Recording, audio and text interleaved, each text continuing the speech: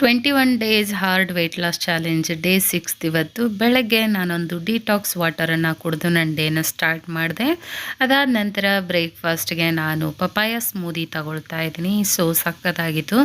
Papaya ಸ್ಮೂದಿಯಲ್ಲಿ ಹಲವಾರು benefits ಇದೆ. So ಖಂಡಿತ ಮುಂದೆ ಬರೋ ವಿಡಿಯೋಗಳಲ್ಲಿ ಎಲ್ಲನೂ ಶೇರ್ ಮಾಡ್ತೀನಿ. ಆ್ಯಂಡ್ ಲಂಚ್ಗೆ ನಾನು ಬೀಟ್ರೂಟ್ ಚಪಾತಿ, ಗ್ರೀನ್ ಸಲಾಡ್, ಪಲ್ಯ, ಮಜ್ಜಿಗೆ. ಸ್ಕೂಲಲ್ಲೇ ಲಂಚ್ ಮುಗಿಸ್ಕೊತೀನಿ. ಸಂಜೆ ಸ್ಕೂಲಿಂದ ಮನೆಗೆ ಬಂದು ಕಬ್ಬಿನ ಹಾಲನ್ನ ಸ್ನ್ಯಾಕ್ಸ್ ಟೈಮ್ಗೆ ಕುಡಿತಾ ಇದ್ದೀನಿ. ಸೊ ಅದಾದ ನಂತರ ಆ್ಯಸ್ ಯೂಶುವಲ್ ಒಂದು ವಾಕ್ ಹೋಗಿ ಬರ್ತೀನಿ. ವಾಕ್ ಮುಗಿಸ್ಕೊಂಡು ಬಂದಾದಮೇಲೆ ನನ್ನ ರಾತ್ರಿ ಊಟ 8 ಗಂಟೆಗೆ ನಾನು ಮುಗಿಸ್ಕೊತೀನಿ. ಸೊ 8 ಗಂಟೆಗೆ ಸ್ವಲ್ಪ ಕುಷ್ಕ ಒಂದು ಬಾಯ್ಲ್ ಎಗ್ನ ತಿನ್ಕೊಂಡೆ.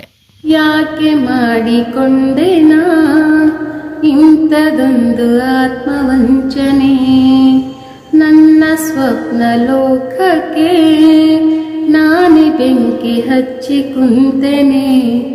ಬಲು ಸನಿಹದ ಸ್ನೇಹಿತೆ ನೀನು, ಬಲು ದೂರಕ್ಕೆ ಸಾಗುವೇನು, ನೀನಿರದಿರೆ ಬದುಕುವೆನೇನು, ನಾನು ಕಾಣೆನು.